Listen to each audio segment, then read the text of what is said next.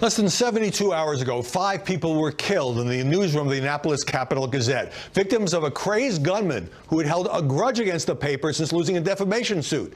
So the attempts to somehow tie this to President Trump or national politics are shameful. But 4 of these people were practicing local journalism. They don't have big salaries or TV contracts, but all editors and reporters take risks because they publish things that upset people. This tragedy reminds us of those very risks, and I want to pay tribute to the men and women of the Capital-Gazette, which published the next day with this blank editorial page saying, "We are speechless." Also, the media on a war footing over Anthony Kennedy's Supreme Court retirement, with many pundits demanding that the Democrats refuse to vote this year on a Trump nominee, any Trump nominee, as political payback. And I think the Democrats, as I said a few moments ago, have to fight this tooth and nail. They have to use every process opportunity they have to stop this until next year when we have a new Senate. This is time for vengeance for what happened 2 years ago. You are going to see 20 states pass laws banning abortion outright, just banning abortion, and because they know that there are now going to be 5 votes on the Supreme Court to overturn Roe v. Wade. Democrats, their corrupt media friends, they will do and say anything to malign the president's nomination, block them from fulfilling his constitutional duty. Get ready for the lies, the propaganda, the misinformation, the fear-mongering, the character assassination, and yes, the borking of whoever it ends up being. While the Republicans blocked a vote on Obama nominee Merrick Garland, should members of the press be preaching obstruction to the Democrats? While the stakes are huge, is some of the journalistic rhetoric a bit apocalyptic? An ugly media debate erupts over basic decency as liberal protesters hound Sarah Huckabee Sanders and other White House aides. And some pundits defend such harassment as justified because they can't stand the president. The defining feature of a free society is that you can tell one of the most powerful people in the world in your government, get out of my restaurant. Sarah Sanders was politely asked to leave the red hen. We're simply talking about saying that if you are a member of a white nationalist organization, we're going to ostracize you as such. Publicly shaming conservatives and targeting them in public, it's become the new tactic of the left. This is all evolving into a type of domestic terrorism, and it's only going to get worse. But the president's critics blame him for the collapse of civility. Are the mainstream media and social media fanning the flames of this vitriolic debate? I'm Howard Kurtz, and this is Media Buzz.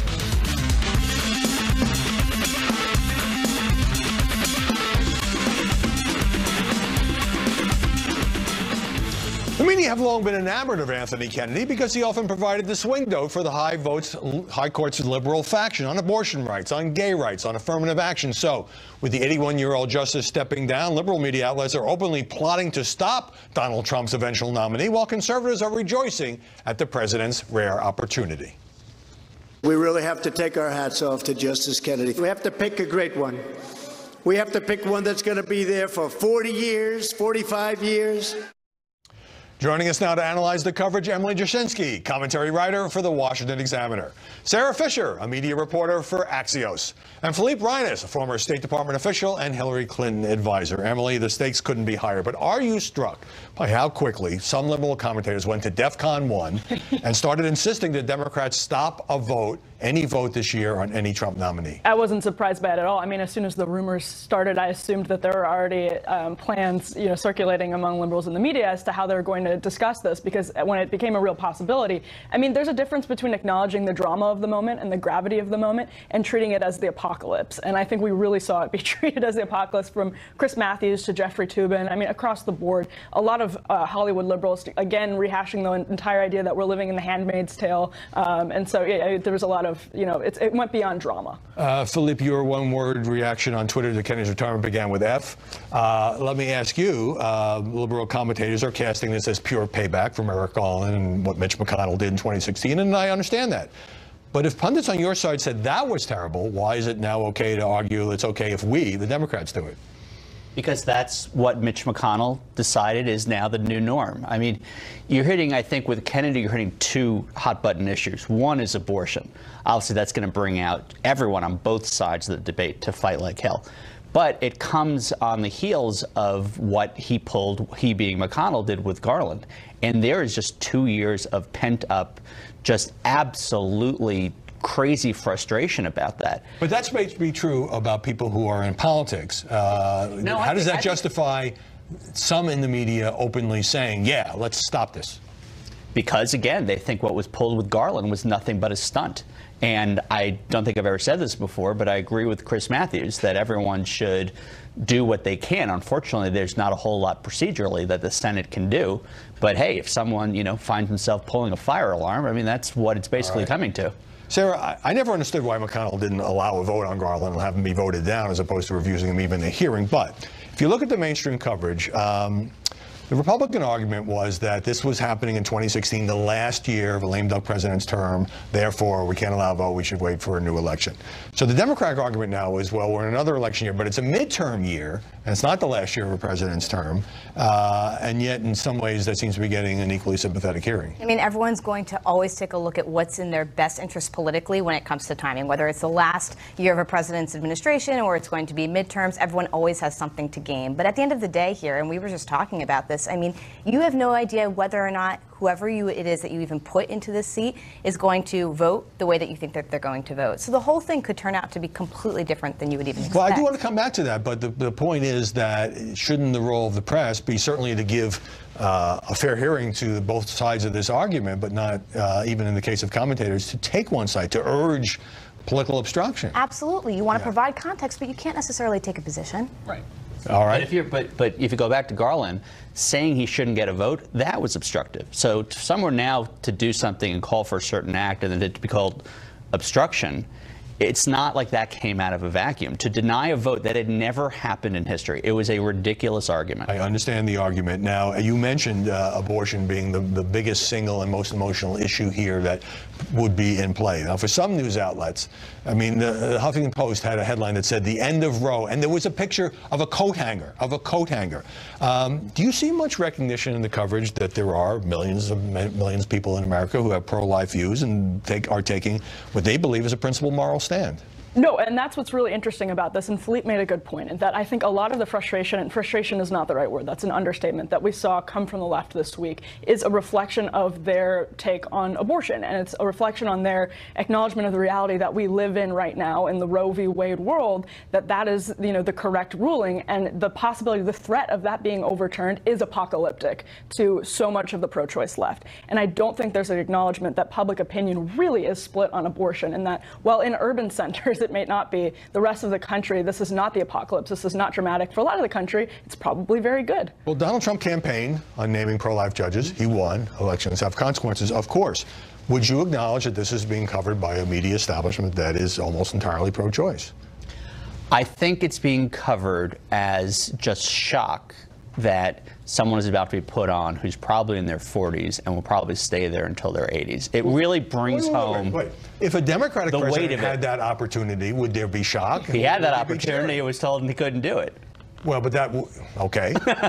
but you seem to be buying into the notion that journalists should be shocked that under the Constitution, President Trump potentially has this opportunity to name another justice. Shock? I don't think it's any different than conservative media 2 years ago saying that this was absolutely Mitch McConnell's right to deny Barack Obama a pick. Now, Roe versus Wade has been precedent, it's been the law of the land since 1973.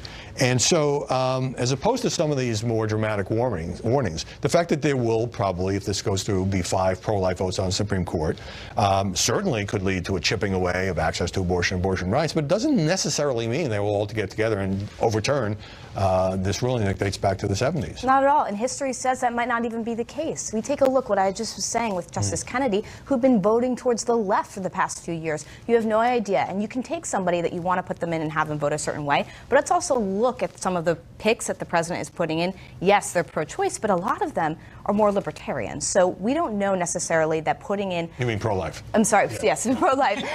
We don't know that necessarily putting somebody in is going to absolutely overturn Roe v. Wade. We're seeing a lot of pundits on the left kind of take the most far use case that could go. Well, because the threat is so strong on the abortion issue. They also know it's not going to strengthen Roe. Well, it's just sure. a degree of how bad it is. But then to engage in what I am now going to call coat hanger politics, I think is a little apocalyptic. So, is there something surreal here? We're all having this debate, it's raging through the media about journalists and politicians gearing up for a battle when we don't know who the president is going to pick, and we won't know for another week. Right. No, but like, he does have a list, and so I think to some extent we have an idea of what the person is going to be like. But at the same time, he has to work with, Collins or Murkowski. He actually has to work with probably 3 Democratic votes, people who voted for Neil Gorsuch. So yeah, exactly. It's like you said, there's an unknown factor here that makes the coverage a little presumptive. Philippe, the New York Times had a fascinating piece the other day about a quiet campaign by the president and his allies to encourage Justice Kennedy to retire. But now some liberal analysts, like Slate's Dahlia Lithwick, say, well, Kennedy was actually pretty conservative on most issues. Let's not paint him as a left-winger. But also, they're mad at him for stepping down. The guy's about to turn 82, and they're sort of now turning on him for creating the situation. Yeah, I don't think that's very fair. You never know what's going on in someone's personal life, health, family. But again, this is just scaring the hell out of people. And I think what's particularly scaring people is there are 2 Donald, and I never buy into this, but there are 2 Donald Trumps. One is everything he does that liberals go crazy about. But there's the judicial appointment part where he's being incredibly effective, where he's putting he's getting nominations up to the hill in terms of federal bench and SCOTUS. And I think it really scares people. He's going to go down probably as the best Republican president on nominations. And what scares people, I think, also is that there's going to be just an absolute wall. There'll be no profiles in courage in their votes. Well, you say it scares people. I think it scares people in part of the country. Sure. And by the way, this is not Trump being some sort of outlier here. If Marco Rubio or Jeb Bush had been elected president, we would be seeing the same kinds of nominees. Now, just to wrap up this point about, people don't know the history about Supreme Court appointees who don't always agree with the president who appoints them. I doubt George W. Bush, when he named John Roberts, thought that John Roberts would be signing a decision that legalized same-sex marriage in this country. Kennedy is only on the bench, or was, because Democrats in the 80s blocked Robert Bork after a very emotional campaign. So there's no guarantees here about what happens over the years. Absolutely but not. I'm not seeing much of that, a little bit. There's not so much coverage of it. And I mean, I've seen little inklings of it. People take a look when there are Democrats saying, hey, we should wait till after the Mueller investigation to take a look at this. No one is looking back at the people that Richard Nixon put on the bench before he was let out of the presidency and saying, wow, that was a huge, absolute mistake. And I think we could use some of that historical context just to prove the power of the Supreme Court as an institution. All right, let me get a break here. We will see you guys a bit later in the program when we come back. We'll talk to Terry Smith, contributing columnist for the Annapolis Capital-Gazette, where, as I mentioned at the top, 5 newsroom staffers were murdered just 3 days ago. And later, Molly Hemingway weighs in on the coverage of the tragedy, this time accompanied by her husband. There was an emotional outpouring in Maryland's capital after the horrific newsroom murders there that reporters who lived through it had to cover. He was going down our newsroom, starting from the front, just continually shooting people. Veteran journalist Terrence Smith writes a column for the Capital-Gazette, and I spoke to him from outside the newspaper's office in Annapolis. Terry Smith, welcome. Thank you, Howie. Sorry for the summertime get-up, but it's pretty hot out here. There was a candlelight vigil for the paper on Friday night. Now, you've worked for New York Times, CBS, PBS, but you've been part of the Annapolis, Maryland community for a long time. You write a guest column for the paper. You're friends with some of those who lost their lives. What does the Capital-Gazette, with its editorial staff of about 30 people, mean to that community? Well, it was visible on Friday night.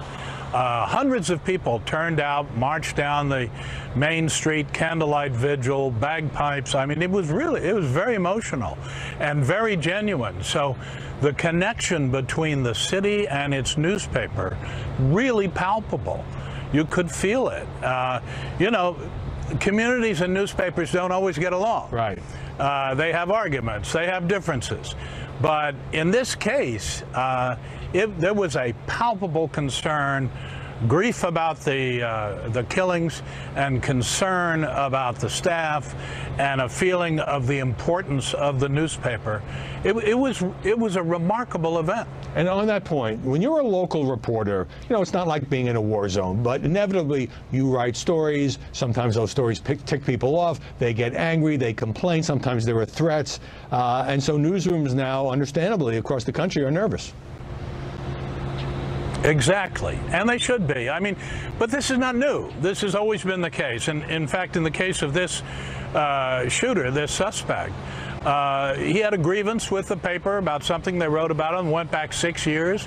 This was one that got out of control, obviously, but it isn't in its nature all that unusual. It's sort of part of the territory of local news. Well, just to give people the background, the suspect made all kinds of threats over the paper over the years, said some of the staffers should cease breathing.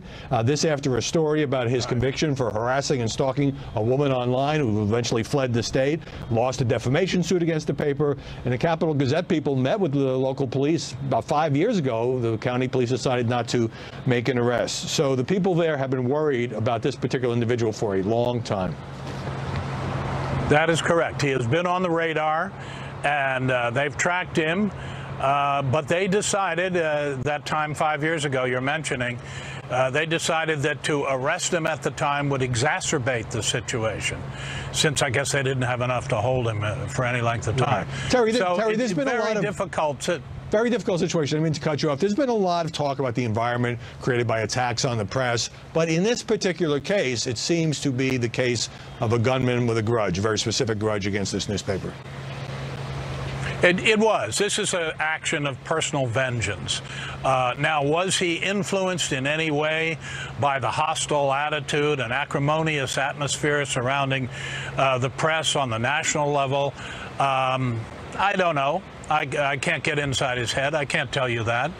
But I'm skeptical, frankly. I think this is a very specific local grudge case, really. Right.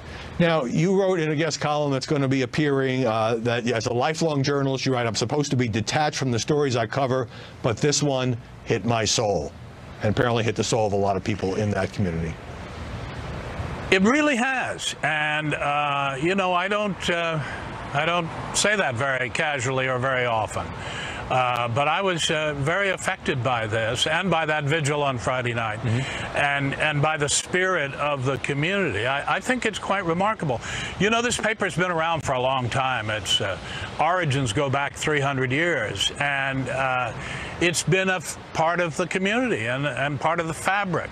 It's a state capital, and it covers the county around it and that sort of thing. Right, but also high school sports and things that touch people's lives.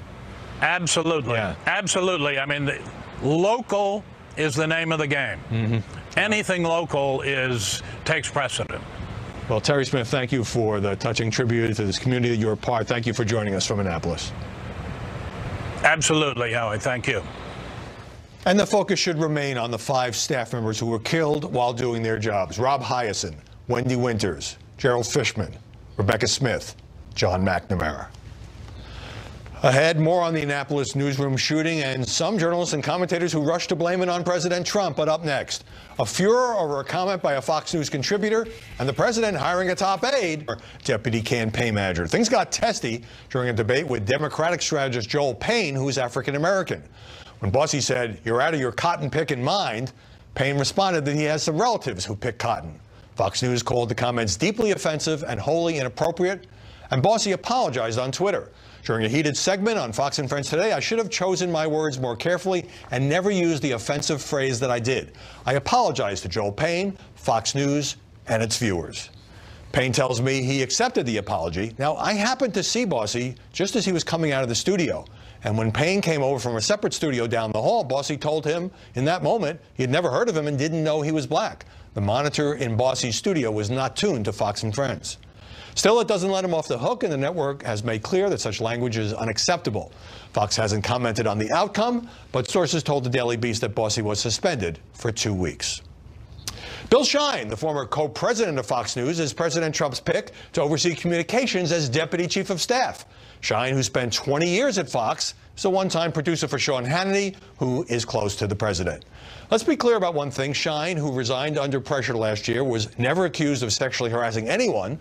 He was accused in some lawsuits involving the late chairman Roger Ailes and Bill O'Reilly of either enabling or failing to act on complaints about alleged misconduct, which he has strenuously denied.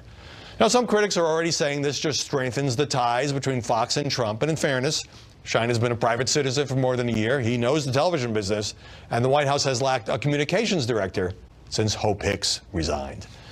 Ahead, how the New York Times and the national media totally missed the rise of a 28-year-old socialist who knocked off a powerful House Democrat. But first, journalists saying that Donald Trump has blood on his hands for the Annapolis newsroom shootings before the police, little gazette that left 5 people dead.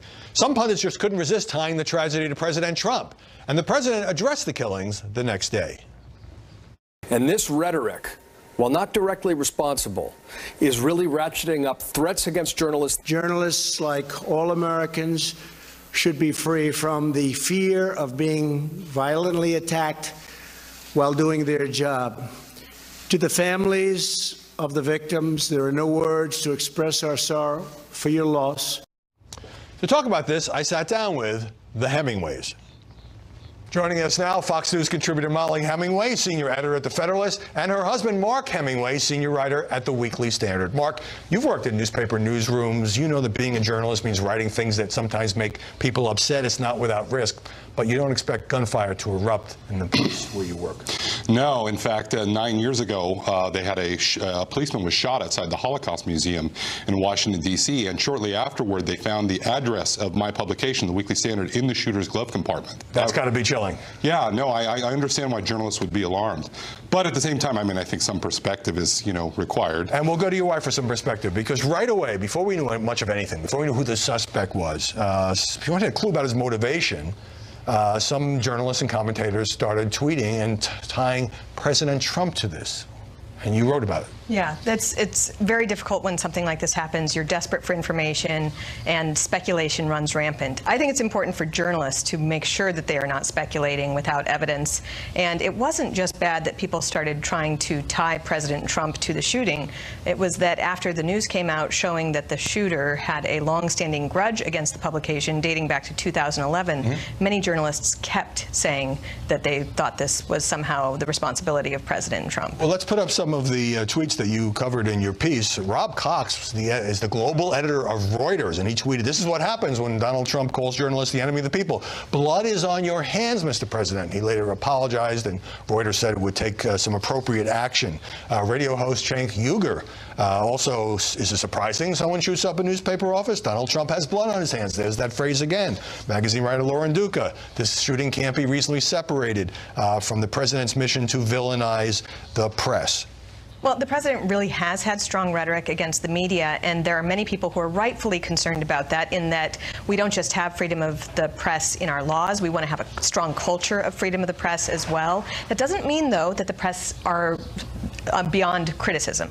And criticizing the press is something that's also important and is mentioned in that very same First Amendment. Right. We have freedom of speech, which enables everybody, up to and including the president, to have the right to criticize the press. And there actually are a lot of reasons to criticize the press in this environment. So it would be nice for the media to take some of that criticism to heart rather than react. And have a little restraint in this volatile situation. Now, Sean Hannity also drew some flack for talking about the environment created by incendiary rhetoric by, for example, the protesters who confronted Sarah Sanders and Kirstjen Nielsen. But he said, look, he said this on his radio show. It's not connected in any way. I'm not equating or comparing. So again, you have this sort of political crossfire over what was an unquestionable tragedy, journalists gunned down in their workplace. Yeah, and I think that part of the problem here is this is a way for sort of journalists to deflect a bit, which is to say that Donald Trump is capitalizing here on a pre-existing phenomenon, and we have decades of public polling showing significant animus against the press and the fact that American people don't like the job they're doing.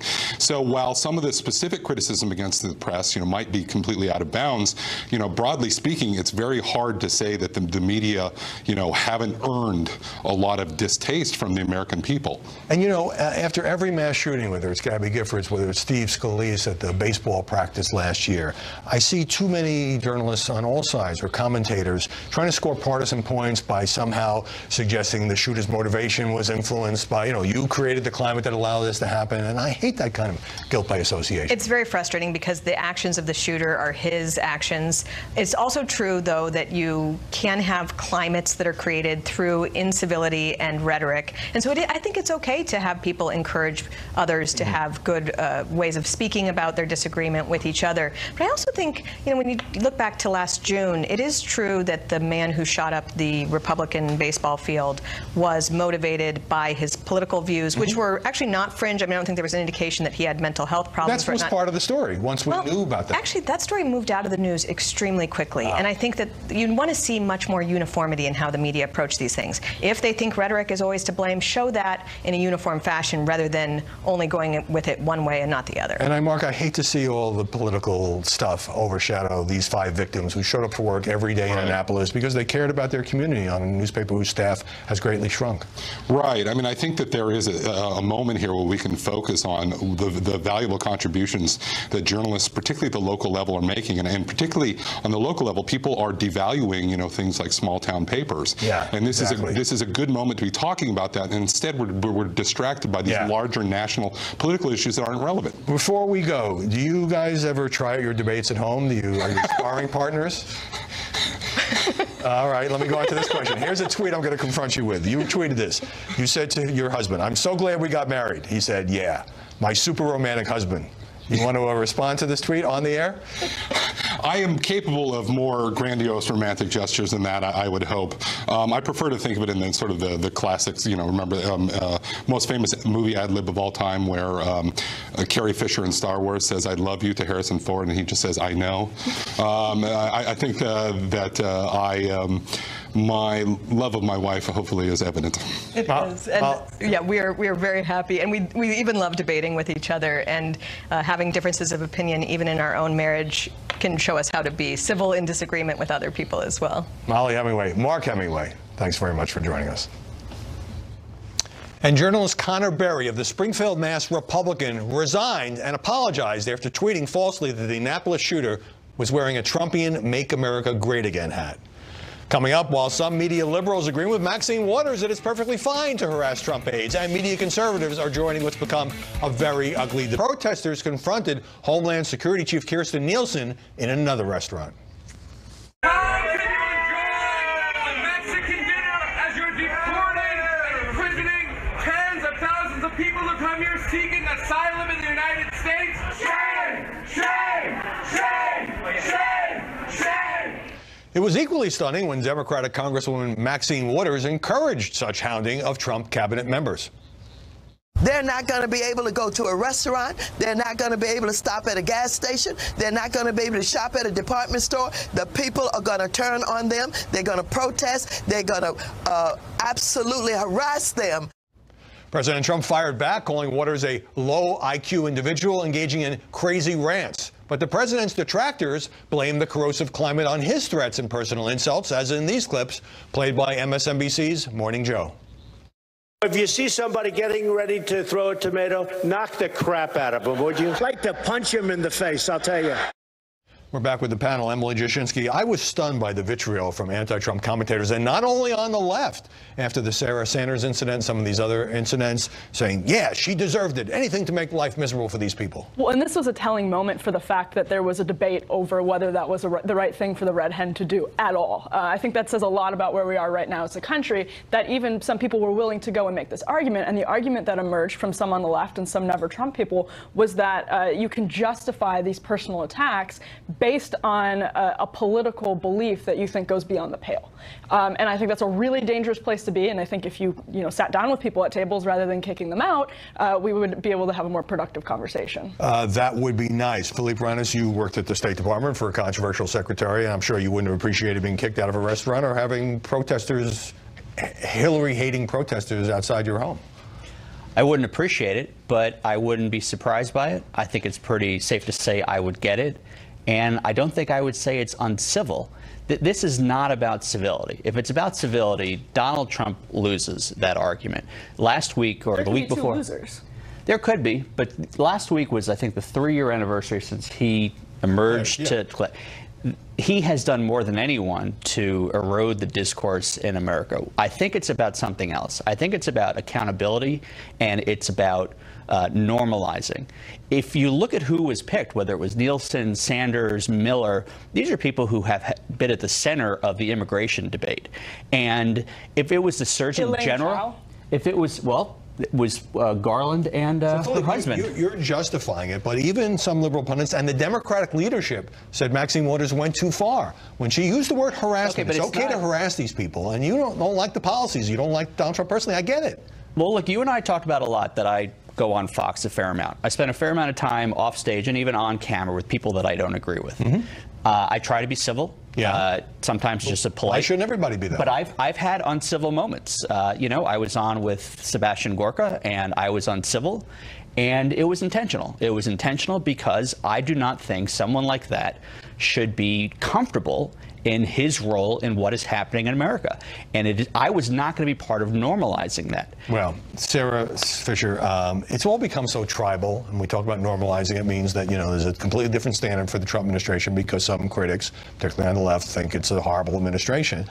I don't think it's much of a stretch to say that if these kind of tactics were used against Barack Obama's aides, justifying it by people who hated that administration, that you'd see a flip, that some of the people who are now criticizing this would justify it, and some of the people who are saying this is not so bad would be outraged. Completely outraged. They'd be absolutely outraged. But I think the point you made earlier about the fact that it really comes down to how far are you taking it. When you go on television and you ask and you call for harassment, and then people from your own party are saying that you might have gone over the line, that's when you can tell that you might have gone into some sort of dangerous waters here.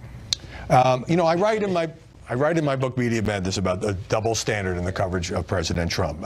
Do you see a different standard for liberals in the media and some of the anti-Trumpers on the right who say, and I'll let you in on this in a minute, you know, that he's such a terrible president, he's such an erratic president, he's such a destructive president in their view, that people can't possibly observe the normal rules of decorum toward White House officials. Right. It's an argument actually that a lot of feminists make toward conservative women, that the rules are suspended because this person is particularly awful. Asking about the double standard is great because you needn't look further back than the Tea Party when the left was suddenly very concerned about civility. And we saw that all of the time, that the poisonous incivility of the Tea Party movement. There's a lot of concern on the left and in the mainstream media from reporters and journalists about incivility when the Tea Party was doing it. And I understand pushing it back and saying the president also often doesn't observe decorum, and we've talked on this show endlessly about the tweets and some of the personal attacks and the insults and nicknames and all of that. But it seems to me that then he almost baits people to use the same tactics, and that leads to something that I just think is corrosive for society. Oh, it's absolutely corrosive and terrible. But if the reality is Democrats fighting with one hand behind their back or fighting fire with fire, I think it is naive to say that we're better than that. Yeah, I do think we're better than that. But I think it's more important to beat them and then be better in how we govern than just some pie in the sky singing "We Are the World." I mean, look at Maxine Waters. The president didn't call her low IQ for the first time after that clip. He's been calling her low IQ for months and months and months. He's been calling for his impeachment. Well, but so what? But that's a legitimate. She didn't say he's the orange blob. But when he calls, coming from both directions. It is. But I think, again, if the president were to say, we need to tone this down, I'm going to tone it down, it would take a lot. Do you think Donald Trump is not going to attack the media now because of what happened? Well, you know, that's a whole separate argument. Just very briefly, some critics jumped on Sarah Sanders for leading her briefing with this, for tweeting about the restaurant incident. She said it was news. I mean, there are some... She didn't call for a boycott. No, she didn't call for a boycott. I mean, there are some people that are saying that she might have broken some rules by attacking an establishment with her professional government account. But at the end of the day, I think she handled it pretty professionally given the situation. She tweeted about it. There are some people who said she shouldn't have tweeted about it at all. But she wasn't going out and attacking the restaurant necessarily. I will agree with that. You two will have to agree to disagree because we're trying to be civil. Philippe Reina, Sarah Fisher, Emily Jashinsky, good to see you this Sunday. After the break, Frank Luntz is here On the Bapades and the next presidential pick for the High Court, let's bring in Frank Luntz, veteran Republican pollster and public opinion maven. Well, you heard the last segment. Got pretty heated there, both on and off the set, about whether it's cool to harass Trump aides at restaurants and stores, whether or not it's a response to Donald Trump's sometimes very aggressive language. How does this, what's your view, and how does this play out in the battle for public opinion? So you know that I live in focus groups. I live in America, and I've already been to 20 states so far in 2018, and all I hear is people who can't wait to get their point told and don't care about listening. It's all one-sided.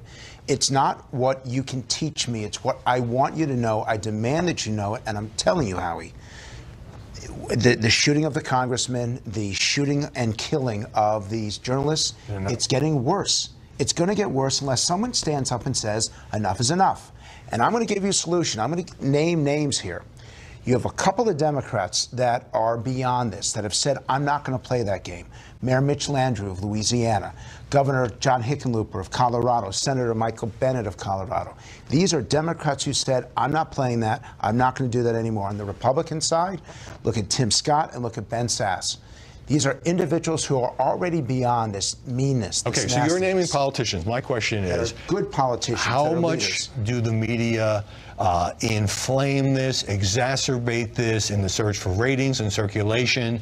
And is this what sells on the right and the left to also be angry and to indulge in, to debate the politics of rage? All you have to do is look at the headlines in the newspapers, which aren't that bad, but then look at the clicks, look at the headlines online. They are awful. Everyone is always, quote, slamming, unquote, or damning, unquote. The language that they use in the headlines to get people to click on it is causing much of the problem. So I could disagree with you, and yet you read the headline on FoxNews.com, I'm just using this hypothetically, and it will be Luntz, Kurtz go to blows over coverage in the media. That could happen after the show. That's not helpful. So can that change, or is it all just baked into the cake that the media are part of this increasingly intense, increasingly angry, increasingly uncivil debate? As you pointed to some politicians, but if you try to be polite, then people are going to tune out. Is that where we are now? The media puts on quotes the people who say the most extreme items, the most extreme language. And it's the same thing on television, that you put on conflict because conflict sells. Well, you succeeded. America is in conflict. It is in a conflict that I think jeopardizes the democracy as we know it, and I'm afraid that people are going to get killed. And that's why what you do is so important, because you hold everybody accountable. That doesn't happen. Well, we try to do that, and we try to do that in a civil way, and I think of it in the sort of spirit of the late Charles Krauthammer, who, took his shots and was a conservative, but did it in a civil way. But you... sounds like you're resigned to the tone and tenor and sometimes unforeseen consequences of this angry country. It's not. I don't say that I'm resigned. I'm screaming about it. I'm hoping that the next leader of the Republican Party in the House, whoever that is, will reach across the aisle and shake hands with whoever his minority leader or her minority leader and say enough is enough. If we continue to sink down this rabbit hole, there will be no climbing out. Stop demonizing each other is the way I would put it. I have about a minute left. You're involved in a project involving civility. Take a minute to talk about it. Yeah, it's called One People. It was started by Andrew Shue. Initially, I wouldn't do it. And I only agreed to do it because I realized how bad it was out there. We've been to 3 cities now, Los Angeles, Orlando, and Cleveland. And the level of anger and vitriol by people against each other is so high. So we're looking for language. And the best part of this project is we're testing speeches from the last 60 years. The best politicians, the best language. You know who's number 1? Bobby Kennedy. Remember Barbara Jordan's speech in 1976? Brilliant. Mario Cuomo in 1984. Ronald Reagan's speech in 1964. We're finding the best language, and there is words and people who can bring us together. The question, Howie, is, are we going to listen to them? How about we have you back to talk about it some more? I'd love to show the video. All right. Great to see you, Frank Luntz. Thanks very much for coming in. Still to come, a 28-year-old socialist who beat a high-ranking House Democrat is now front-page news in the New York Times, which never